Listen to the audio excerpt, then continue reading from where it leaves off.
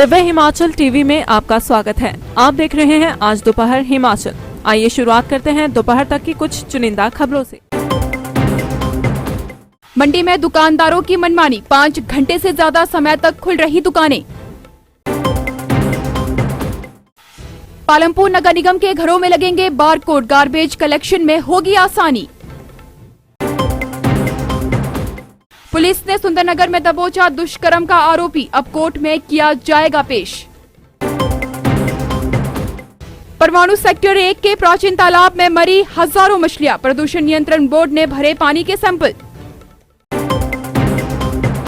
और अब समाचार विस्तार से। सरकार द्वारा सभी दुकानों को खोलने के लिए 5 घंटे का समय निर्धारित किया गया है। सरकार के आदेशों के बाद मंडी प्रशासन द्वारा जिला मंडी में भी 9 बजे से लेकर 2 बजे तक दुकानों को खोलने का समय तय किया गया है, लेकिन कुछ दुकानदार तय सीमा के बाद भी दुकानों को बंद नहीं करते और चोरी छिपे सामान बेच रहे हैं। अतिरिक्त पुलिस अधीक्षक आशीष शर्मा ने बताया कि कुछ दिनों से ये शिकायतें आ रही हैं कि कई दुकानदार अपनी दुकानों को समय सीमा के अनुसार बंद नहीं कर रहे हैं और अपनी मनमानी कर रहे हैं। उन्होंने कहा कि इस बारे में व्यापार मंडल को भी सूचित कर दिया गया है और इसके बावजूद भी अगर दुकानदार तय सीमा के अनुसार दुकानों को बंद नहीं करते हैं तो पुलिस विभाग द्वारा दुकानदारों के चालान काटे जाएंगे।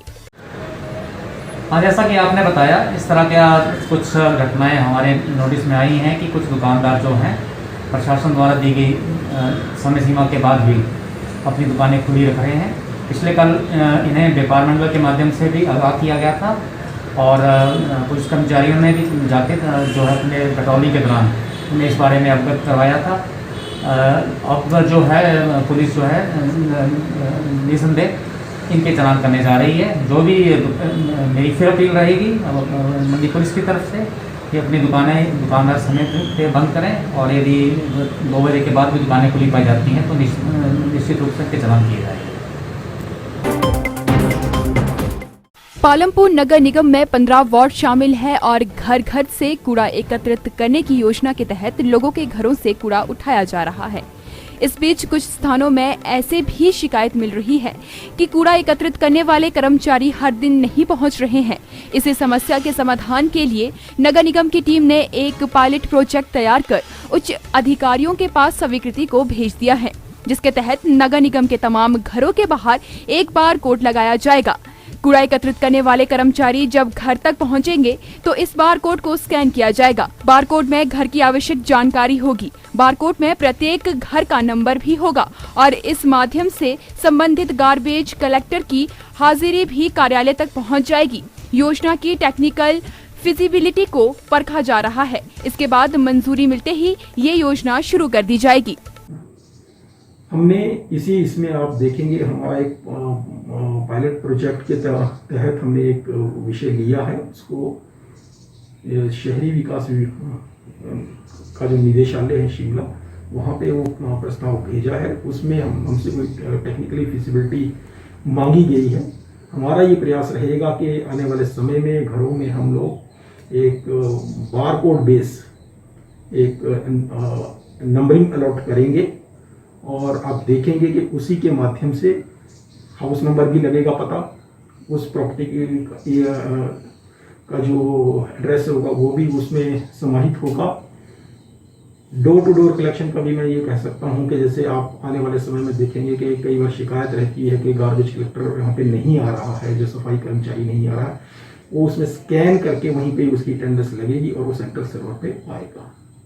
तो और भी कुछ ऐसे आयाम है जो हम आने वाले समय में या इस नगर निगम में करने वाले हैं।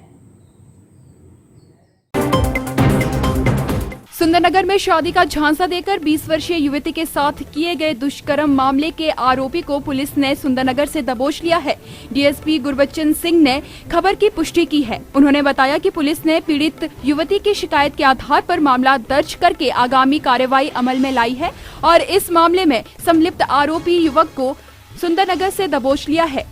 इसके खिलाफ जल्द ही आगामी कार्रवाई अमल में लाने के लिए चालान काटकर कोर्ट में पेश किया जाएगा। कोर्ट के आदेश के बाद ही बलात्कार के मामले में संलिप्त आरोपी के खिलाफ कानूनी कार्रवाई अमल में लाई जाएगी। थाना सुंदरनगर में एक दुष्कर्म का केस एक लड़की द्वारा दर्ज करवाया गया था, जिसमें जो कानूनी कार्रवाई की जा रही है तथा आरोपी को गिरफ्तार कर लिया गया। उसे आज अदालत में पेश किया जाएगा। इसमें शीघ्र ही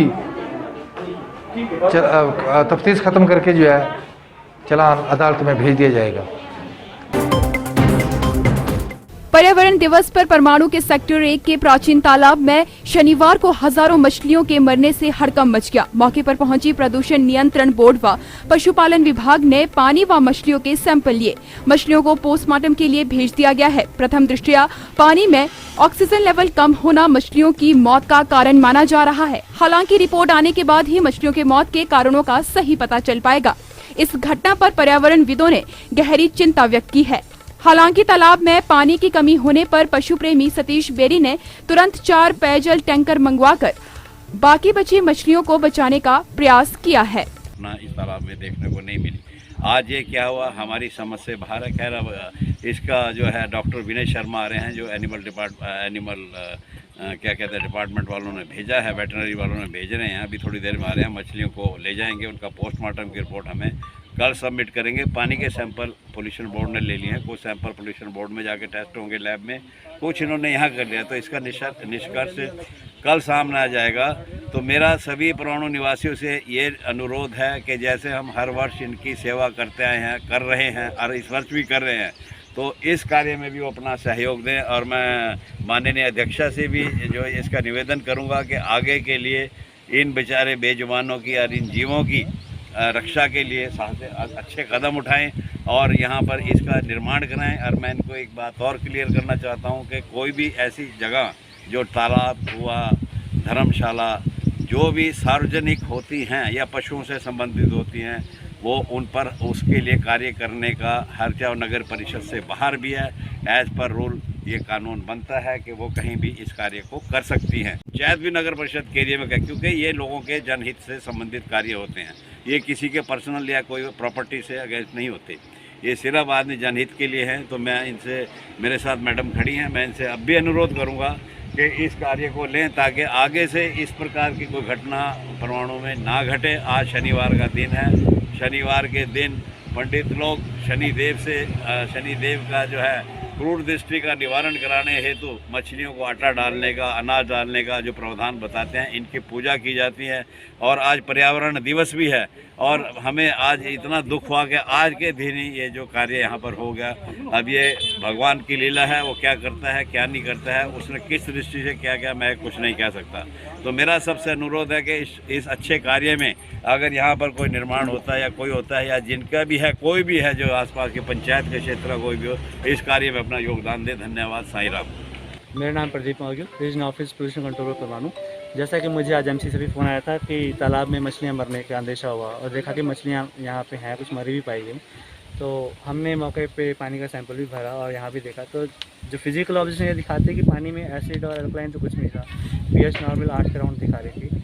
और जब हमने डीओ चेक की तो डीओ उसकी 2 से कम 1.5 1.6 दिखा रही है, जो कि एक्वाटिक लाइफ के लिए डाउटफुल केस है कि ऑक्सीजन लेवल ही कम हुआ होगा, वो एक शायद एक मेजर कारण रहा हो। इसके बाद जैसे यहाँ के साहिबान ने और पुलिस अधिकारी मौजूद थे और फिर मत्स्य विभाग से बात की हुई है, तो जैसा कि उन्होंने कहा कि सैंपल लेके वहाँ भेज दें तो उनकी रिपोर्ट जब आएगी तभी सारे फैक्ट्स जो है खुद हो पाएंगे। अभी तक तो यही था, डीओ लेवल का मुझे डाउट लग रहा है।